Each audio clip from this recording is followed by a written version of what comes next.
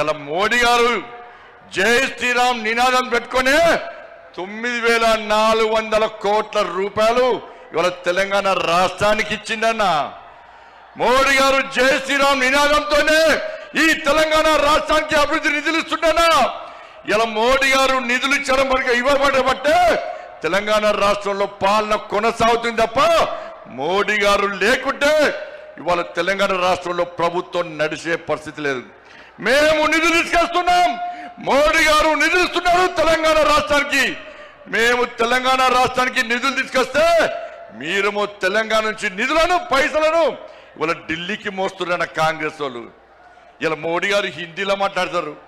ఇలా మోడీ గారు హిందీలో మాట్లాడే ఏ హామీని కూడా విస్మరించుకొని ఇలా నెరవేర్చే ప్రయత్నం చేస్తున్నాను మోడీ గారు.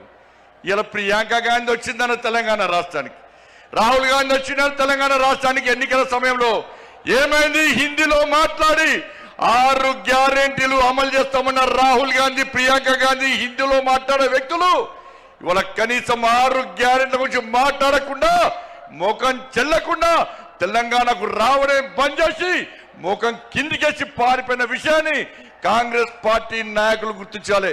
అందుకే మా కార్యకర్తల పట్ల జోష్ ఉందన్న.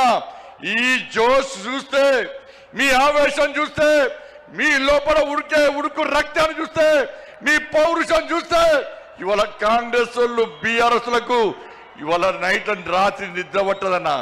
బెంగాల్లో గెలిచినామన్న, బెంగాల్ వట్టి గెలవలేదన్న.